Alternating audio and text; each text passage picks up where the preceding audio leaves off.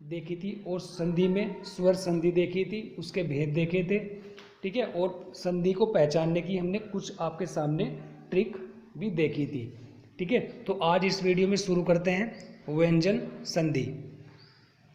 चलिए जी, देख लेते हैं व्यंजन संधि क्या होती है। व्यंजन संधि, व्यंजन के बाद स्वर या व्यंजन आने पर जो परिवर्तन होता है व्यंजन संधि कहलाती है। दोस्तों, मैं आपको बताना चाहूँगा इसका जो एक पहला नियम है, आपको ट्रिक कैसे याद रखनी है। देखिए, जैसे संहिता लिखा हुआ है, जो स के ऊपर बिंदी लगी हुई है, स के ऊपर बिंदी लगी हुई है और लिखा है हिता। तो जब आप इसकी संधि करेंगे तो जो आपकी ये बिंदी लगी हुई है, इस बिंदी का मैं हो जाता है। ठीक है, क्या हो जाता है? सम प्लस हित। आपको ध्यान रखना है। जैसे संतरास है, ऐसे ही इसका होगा। संतरास का क्या होगा? जो स पे बिंदी लगी हुई है, संतरास, संतरास। ठीक है, ये जो बिंदी लगी हुई है, इसका क्या हो जाएगा? मैं हो जाएगा। तो सम प्लस त्रास हो जाएगा। ठीक है, बहुत से एग्जाम्पल है, आप इनको देख लेना। जैसे संतोष है, तो अंक की बिंदी का क्या हो गया? ये हो गया इसका मैं। संबंध वाली बिंदी का क्या हो गया? मैं हो गया, और ये बंद हो गया। ठीक है, संबंध, संतोष, समत्रास, समहित। आपको बस ध्यान यही रखना है कि जब भी आपको बिंदी मिलेगी तो आपको उसका मैं कर देना है। ठीक है, ये चंचल है तो ये बिंदी का क्या हो जाएगा? मैं हो जाएगा। चम जमा चल। ऐसी चंचल ऐसे भी लिखा जाता है। ठीक है, चंचल और चंचल ऐसे भी लिखा जा सकता है। देखते हैं दूसरा नियम। दूसरा नियम कहता है, यदि पेट पटाशा श के बाद कै आता है तो विच्छेद करते समय, ठीक है, पेट पटाशा को हटाकर प्लस चिन्ह लगा देते हैं। ठीक है, कैसे? जैसे परिष्करण, परिष्करण। तो आपको करना क्या है? ये जो आपको दिख रहा है, ये आपको हटाना है। तो कैसे करेंगे? परि जमा करण। ठीक है, यानी कि आपको इस स की जगह क्या करना है? ये हटा देना है और यहाँ पे जमा का निशान लगा देना है। ऐसे ही आपका परिष्कृत में है, इसे भी आप ऐसे ही करेंगे, परिजमा कर्त। परिष्कारक भी है, परिष्कारक में क्या होगा? परिजमा कारक होगा। ठीक है, पुरुषकृत में भी पुरुजमा कर्त होगा। अविष्कार में भी क्या होगा? अभिजमा कार होगा। संस्कार में क्या होगा? सम प्लस कार होगा। ठीक है, ये इसका दूसरा नियम है। चलिए तीसरा नियम भी देख लेते हैं। व्यंजन संधि का तीसरा नियम क्या कहता है? इस नियम के अनुसार स को इस स में बदल देना है, तट को स्थ में बदल देना है, यानी ठ को थ में बदल देना है। आपको ध्यान रखना है, यानी कि ये स इस स में कन्वर्ट हो जाएगा। ठीक है, आपको ये ध्यान रखना है, और जो ठ होगा वो थ में बदल जाएगा। चलिए देख लेते हैं, ऐसे कुछ एग्जाम्पल हैं। जैसे सुसुप्त। ठीक है, तो सु जमा सुप्त, इसका ये हो जाएगा। अभिषेक, अभी जमा शेख। देखिए, ये जो स है पेट पटाशा वाला, इसका क्या हो जाएगा? ये स हो जाएगा। ठीक है, तो ऐसे दिया है अभिषेक। सुसुप्ति, सु जमा सुप्ति। निष्ठुर, तो नी जमा अस्थुर। प्रतिष्ठा, प्रति जमा अस्था। प्रतिस्थापन, प्रतिष्ठापन, तो ये हो जाएगा प्रतिस्थापन। नैष्ठिक का क्या हो जाएगा? ने जमा स्थिक। युधिष्ठिर का क्या होगा? युधि जमा स्थिर। अनुष्ठापन का क्या होगा? अनु जमा स्थापन। ठीक है, परिषद का क्या होगा? परिजमा सद। निषेध का क्या होगा? नी जमा सेद। चौथा नियम देख लेते हैं, व्यंजन संधि का क्या कहता है। यदि च छ लगातार आए तो च की जगह क्या लगाना है आपको? जमा का चिन्ह लगाना है। ठीक है, जमा का चिन्ह लगाना है, और सब जो है ज्यों का त्यों लिखना है। कैसे? शिव छाया, तो शिव आपने लिखा शिव जमा छाया, यानी कि आपको जो छः आया है, छः ये आपको छः हटा देना और इसकी जगह प्लस कर देना है। ठीक है, ऐसे ही करुण छेद में दिया है तो इसका हो जाएगा आपका करुण जमा छेद। ऐसे ही प्रतिच्छेद में है प्रति जमा छेद, प्रतिच्छवि में है प्रति जमा छवि, दारू छाया है दारू जमा छाया, वृक्ष छाया है वृक्ष जमा छाया, विच्छेद में है वि जमा छेद।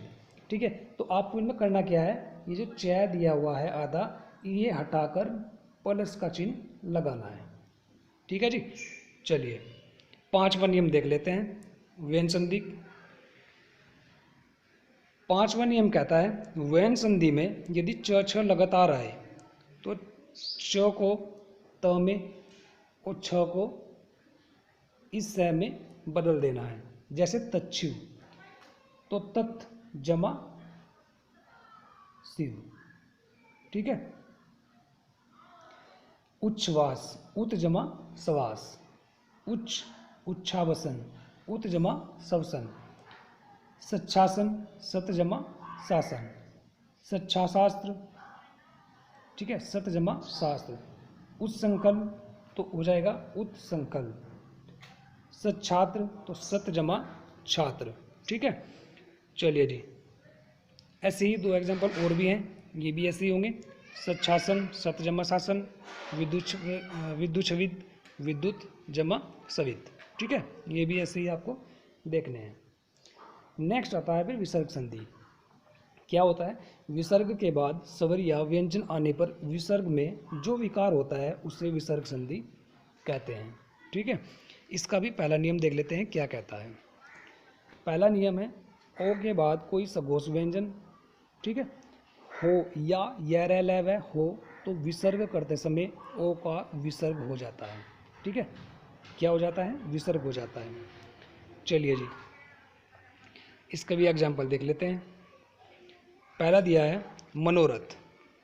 ठीक है, मनोरथ, देखिए ओ आया है ना, तो आप इसकी जगह क्या कर देना आपको, जैसे मैं बताता हूँ आपको, मनोरथ आपको इसका करना है तो मन लिखना है आपको, ये जो मात्रा आई है ओ की इसे हटा देना है और इसकी जगह विसर्ग लगाना है और जो का त्यो लिखना है, मन विसर्ग जमा रथ।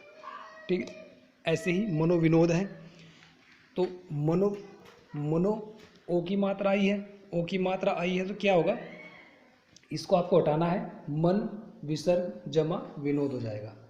ठीक है, ऐसी पेयोद है, पय विसर्ग जमा द। ऐसी मनोज है, मन विसर्ग जमा जय। वयोवृद्ध है, व विसर्ग जमा वृद्ध। ठीक है, मनोयोग है, मन विसर्ग जमा योग है।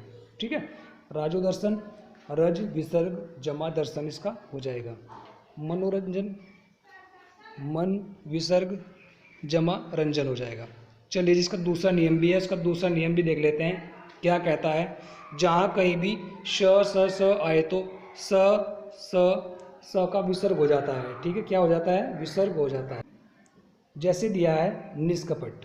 ठीक है, देखिए इसमें क्या आया है, निष्कपट। ठीक है, तो इसका क्या करना है, ये जो आपको दिख रहा है पेट पटासा, ये आधा है और इसको आपको हटाना है और इसकी जगह विसर्ग लगा देना है, जमा जो का त्यो कर देना है। ठीक है, जैसे आपको दिया है निष्फल, तो निष्फल में इसमें भी स आया है, आधा स है, तो इसकी जगह इसे हटाना है और विसर्ग इसमें लगा देना है। ऐसे ही विस्तार है, वी जमा तार हो जाएगा। धनुष टंकार है, धनु विसर्ग जमा टंकार हो जाएगा। निस्तारण है, नी विसर्ग जमा तारण हो जाएगा। निष्प्राण है, नी विसर्ग जमा प्राण हो जाएगा। दुस्तर है, दु विसर्ग जमा तर हो जाएगा। ऐसे निश्चल है, नी विसर्ग जमा चल हो जाएगा। ठीक है, चलिए जी, इसका तीसरा नियम भी देख लेते हैं। तीसरा नियम क्या कहता है, यदि श ये जो तीनों श यानी कि आधा स और पूरा स लगातार आए तो पहले वाले आधा स का विसर्ग हो जाता है, छोटा स हो या बड़ा स हो या पेट पटाश स हो। जैसे निश्चल, देखिए छोटा आया है तो इसमें क्या करना है, इसे हटा देना है और इस स की जगह क्या कर देना है, विसर्ग कर देना है और जमा छल कर देना है। फिर है यस शरीर, तो इसका क्या होगा, यस विसर्ग जमा शरीर। दुशासन, दुशासन में आपको स को हटाना है, विसर्ग लगाना है, जमा शासन जो होगा तो लिख देना है। ऐसे ही नेक्स्ट निशास्त्र, तो नी विसर्ग जमा शास्त्र। निसंदेह, तो नी विसर्ग जमा संदेह हो जाएगा। दुस्साहस, दु विसर्ग जमा साहस हो जाएगा। निःशुल्क, तो नी विसर्ग जमा शुल्क हो जाएगा। ऐसे ही निशत्रु है, तो नी विसर्ग जमा शत्रु हो जाएगा। चलिए जी चौथा नियम भी देख लेते हैं। देखिए चौथा नियम क्या कहता है, जैसे मैंने लिखा है निर्जन, ठीक है, तो जो निर्जन में र आया है ये र संबंधी नियम है, ठीक है। तो इस र का आपको क्या करना है, देखते हैं।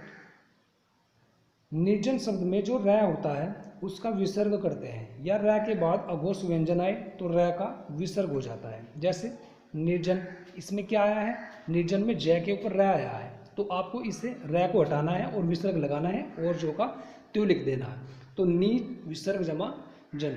निर्हान, इसका क्या हो जाएगा, नी विसर्ग जमा हान। ऐसे ही निर्गम है, निर्गम में क्या होगा, नी विसर्ग जमा गम। निर्झर में नी विसर्ग जमा झर। दुर्गम में दूर निसर्ग जमा गम। निर्दोष में क्या होगा, नी विसर्ग जमा दोष। निरपराध है, नी विसर्ग जमा अपराध। निराशा, नी विसर्ग जमा आशा। निर्गुण का क्या होगा, नी विसर्ग जमा गुण। निर्वेश का क्या होगा, नी विसर्ग जमा वेश या वश कह सकते हैं, ठीक है। चलिए जी नेक्स्ट देख लेते हैं पांचवा नियम। पांचवा नियम क्या कहता है विसर्ग संधि का, ये कहता है इस नियम के अनुसार यदि बड़ी ई बड़ा ऊ के बाद र आता है तो विच्छेद करते समय बड़ी ई का छोटी ई तथा बड़ा ऊ का छोटा ऊ हो जाता है। जैसे नीरस, तो कुछ नहीं करना आपको, नीरस में बड़ी ई की मात्रा आई है तो आपको जब इसका आप करेंगे तो छोटी ई की मात्रा लगेगी नी, और आपको क्या करना है, विसर्ग लगाना है जमा रस, बस कुछ नहीं करना। दूराज है, दू में क्या है, बड़ा ऊ की मात्रा है तो आपको छोटे ऊ की मात्रा लगा देनी है और विसर्ग करके जमा जो का तो आपको लिख देना है दूराज। दू विसर्ग जमा राज। ऐसे ही नीरज है, तो नीरज में बड़ी ई की मात्रा है तो आपको छोटी ई की मात्रा लगाएं और इसका विसर्ग करें प्लस रज जो का तो लिख दें। ऐसे ही कुराज है, कु विसर्ग जमा राज। दुष्काम में भी ऐसे ही होगा, दु विसर्ग जमा काम, ठीक है। ऐसे ही नीरव में भी होगा, नी, देखिए नीरव में क्या है, बड़ी की मात्रा है इसमें भी, ठीक है। तो बड़ी की मात्रा जो है ना आपको छोटी की मात्रा लगा देनी है, विसर्ग करके आपको क्या कर देना है, जो का तो लिख देना है। चलिए जी छठा नियम भी देखते हैं विसर्ग संधि का क्या कहता है। छठा नियम स का विसर्ग करना, ठीक है। जैसे मैंने एग्जाम्पल लिए हैं नमस्कार, ठीक है, तो ये जो स आया है नमस्कार में इसे हटा दें, विसर्ग लगाएं प्लस जमा कार कर दें। बासपति, बासपति में जो स आया है उससे भी हटाएं, विसर्ग लगाएं, जमा पति जो का तू लिख दें। मन स्ताप, तो मन विसर्ग जमा ताप। ऐसे ही आश्चर्य है, आश्चर्य में स आया है तो आ विसर्ग जमा चर्य। श्रेष्ठकर है, श्रेय विसर्ग जमा कर इसका हो जाएगा, ठीक है। ये देखिए नम विसर्ग पूर्व विसर्ग में विसर्ग का स हो जाता है, आपको ध्यान रखना है दोस्तों। बिल्कुल आप ऐसे ही एज इट इज नोट्स बना के चलें ताकि आपको रिवीजन करने में बिल्कुल भी कोई भी परेशानी ना हो, ठीक है। और यूपी पुलिस ऐसा ही हो, कांस्टेबल हो, यूपी जेल वार्डर हो, फायरमैन हो, इससे बाहर तो एक भी क्वेश्चन आपका जाने वाला नहीं है, ठीक है। चलिए सातवां नियम भी देख लेते हैं। सातवां नियम क्या कहता है, इस नियम के अनुसार स्वर के बाद विसर्ग और उसके बाद फिर स्वर हो तो विसर्ग को हटा देते हैं। जैसे अतः जमा एव, ठीक है।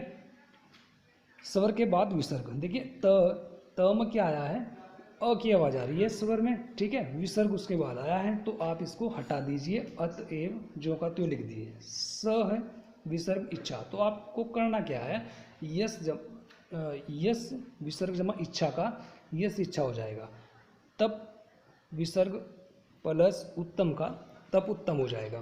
मन विसर्ग जमा उच्छेद का मन उच्छेद हो जाएगा। ठीक है, तो ये था 7वां नियम। अब देखते हैं फिर 8वां नियम क्या कहता है। 8वां नियम इसको भी देख लेते हैं। इस नियम के अनुसार यदि विसर्ग से पहले स्वर अ हो तो और बाद में क ख प फ हो तो विच्छेद करते समय प्लस हटा देते हैं। ठीक है, बस केवल आपको प्लस हटाना है और कुछ नहीं करना। जैसे प पान का क्या हो गया आपका, इसका हो जाएगा आपका विसर्ग लगा देना, प्लस हटाना आपको, प विसर्ग जमा पान, तो आपको कर देना प विसर्ग पान। मन विसर्ग जमा कामना का हो जाएगा आपका मन विसर्ग कामना। प्रातः काल का हो जाएगा प्रातः विसर्ग काल। बस प्लस आपको हटाते जाना है और कुछ नहीं करना। अतः जमा प्लस पुर क्या हो जाएगा, अतः पुर। अध का क्या हो जाएगा, अध प्लस पतन का अध पतन हो जाएगा। अंतकरण का क्या हो जाएगा, अंतःकरण हो जाएगा। ठीक है, आपको विसर्ग आपको जो का तू लगाना है, लेकिन आपको प्लस इसमें से हटा देना है। तो दोस्तों आज इस वीडियो में बस इतना ही।